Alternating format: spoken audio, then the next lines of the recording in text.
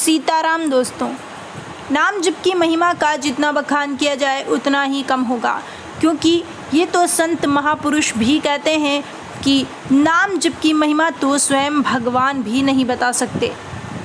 इसीलिए कलयुग में बाबा तुलसी ने नाम को ही भव सागर से पार होने का सबसे सुलभ मार्ग बताया है। एक बार की बात है, देवऋषि नारद जी भगवान विष्णु से पूछते हैं कि भगवान, नाम जप की महिमा क्या है। तब भगवान विष्णु नारद जी से कहते हैं कि हे नारद जी, आप धरती पर जाकर मेरे किसी भी नाम को किसी एक जीव को सुना दीजिए। तब देवऋषि नारद जी धरती पर आते हैं और एक कीड़े को भगवान का नाम सुनाते हैं। अब जैसे ही वो कीड़ा भगवान का नाम सुनता है, वो अपने प्राण त्याग देता है। देवऋषि ये देखकर चौंक जाते हैं कि भगवान के नाम से इस जीव की मृत्यु हो गई। वो फिर से भगवान विष्णु के पास जाते हैं और भगवान विष्णु से कहते हैं कि प्रभु, आपके नाम से तो उस जीव की हत्या हो गई।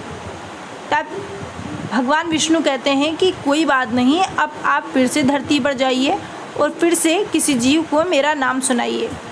अब देवर्षि नारद जी फूलों पर बैठी एक तितली को भगवान का नाम सुनाते हैं। अब जैसे ही वो तितली भगवान का नाम सुनती है तो वो भी अपने प्राण त्याग देती है। ये सुनकर तो नारद जी और ज़्यादा परेशान हो जाते हैं और फिर से दौड़े दौड़े भगवान विष्णु के पास जाते हैं और कहते हैं कि प्रभु, ये क्या हो रहा है। मैंने तो आपके नाम की महिमा पूछी थी, लेकिन मैं जिसे भी आपका नाम सुना रहा हूँ वो अपने प्राण त्याग रहा है। उस मासूम सी तितली ने अपने प्राण त्याग दिए। अब भगवान विष्णु कहते हैं कि नारद जी, आप एक बार फिर से धरती पर जाइए और फिर से किसी जीव को मेरा नाम सुनाइए।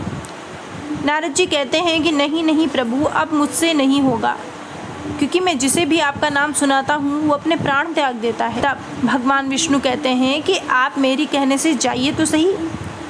अब प्रभु की आज्ञा को देवऋषि नारद कैसे टाल सकते हैं। वे फिर से धरती पर आते हैं। इस बार वे एक हिरण को भगवान का नाम सुनाते हैं और जैसे ही वो भगवान का नाम उस हिरण को सुनाते हैं, वो वहीं पर अपने प्राण त्याग देता है। ये देखकर नारद जी को बहुत ही बुरा लगता है। वो फिर से भगवान विष्णु के पास जाते हैं और कहते हैं कि प्रभु, ये कैसी लीला है। मैं जिसे भी आपका नाम सुना रहा हूँ वो अपने प्राण त्याग रहा है। मैंने तो आपसे आपके नाम जप की महिमा पूछी थी। तब भगवान विष्णु मुस्कुराकर कहते हैं कि आप एक बार फिर से धरती पर जाइए और इस बार किसी गाय के बछड़े को मेरा नाम सुनाइए। तब नारद जी कहते हैं कि नहीं नहीं प्रभु, अगर मैंने गाय के बछड़े को आपका नाम सुनाया और उसने भी प्राण त्याग दिए तो गौ हत्या का पाप मुझे लग जाएगा।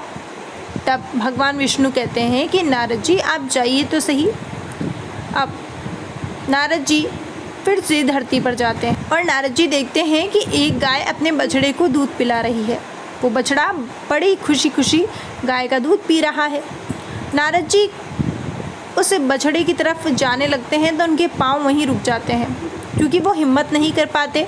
वो सोचते हैं कि मैंने इसे भी भगवान का नाम सुनाया तो ये भी अपने प्राण त्याग देगा, लेकिन प्रभु की आज्ञा थी तो नारद जी को प्रभु की आज्ञा का पालन तो करना ही था। अब नारद जी उस बछड़े के पास जाते हैं और बछड़े को भगवान का नाम सुनाते हैं।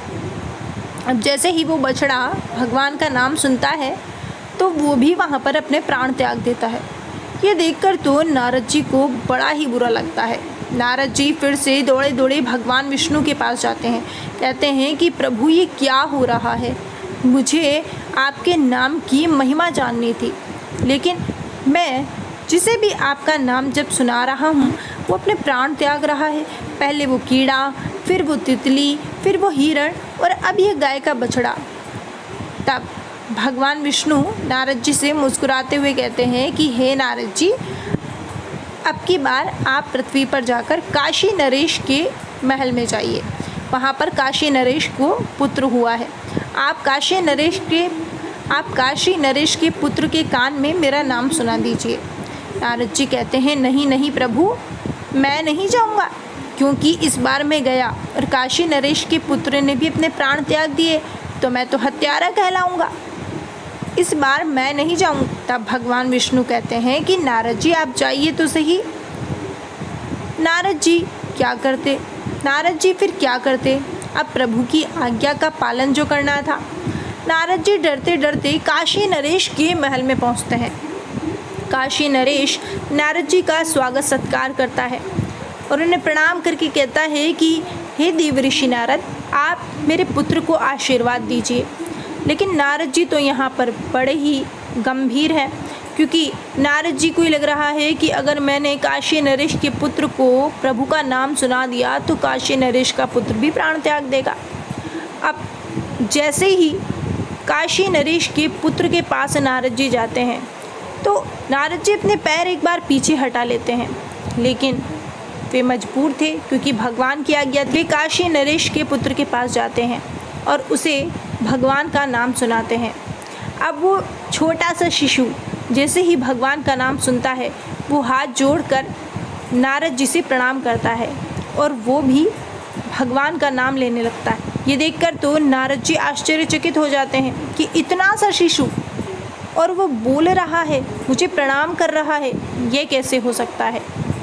तब वो शिशु ही नारद जी से कहता है कि हे देवर्षि नारद, मैं वही कीड़ा हूँ, मैं वही तितली हूँ, मैं वही हिरण हूँ और मैं वही गाय का बछड़ा हूँ जिसे आपने प्रभु का नाम सुनाया था। और उन्हीं प्रभु के नाम की ये महिमा है कि मैं आपसे बात कर पा रहा हूँ। प्रभु के नाम जप की इतनी महिमा है कि मैंने बड़ी आसानी से उस कीड़े का शरीर छोड़ा, फिर मैंने तितली का शरीर छोड़ा, फिर मैंने हिरण का शरीर छोड़ा और फिर मैंने गाय के बछड़े का शरीर छोड़ा और मुझे इसमें थोड़ी सी भी तकलीफ़ नहीं हुई। और प्रभु के नाम की ही महिमा है कि मुझे काशी नरेश के पुत्र के रूप में जन्म मिला है और मुझे मनुष्य शरीर मिला है। ये सब प्रभु के नाम की ही महिमा है। अब देवर्षि नारद समझ जाते हैं कि भगवान के नाम की क्या महिमा है। वे फिर से भगवान विष्णु के पास हाथ जोड़कर जाते हैं और भगवान विष्णु से कहते हैं कि प्रभु, अब मैं समझा कि नाम जप की क्या महिमा है। नाम जप जीव को भव सागर से तार सकता है। नाम जप मनुष्य की हर परेशानी का हल है। नाम जप मनुष्य की हर मनोकामना पूरी कर देता है, लेकिन नाम जप के लिए उसे विश्वास होना चाहिए। जब जीव को नाम जप सुनाने से उसका कल्याण हो गया तो मनुष्य जब भाव से भगवान का नाम जप करे तो क्या उसका कल्याण नहीं होगा? बिल्कुल होगा। इसलिए संत महापुरुषों का कहना है कि नाम जप कीजिए। बाबा तुलसी भी कह रहे हैं कि नाम जप कीजिए। नाम जप ही कलयुग में भव सागर से तार देता है। नाम जप ही मनुष्य की आध्यात्मिक, भौतिक और पारलौकिक उन्नति करता है। इसलिए एक भी दिन व्यर्थ ना जाने पावे और नाम जप किया जावे। दोस्तों, अगर आपके पास नाम जप को लेकर कोई भी अनुभव है तो दिए गए डिस्क्रिप्शन के लिंक में आप हमें सेंड कर सकते हैं। फिलहाल बस आज के लिए इतना ही। अगर आपको हमारी वीडियो पसंद आई हो तो प्लीज़ वीडियो को लाइक कीजिए, चैनल को सब्सक्राइब कीजिए और बेल आइकन पर क्लिक कर दीजिए ताकि हमारी आने वाली हर वीडियो का नोटिफिकेशन आपको मिलता रहे।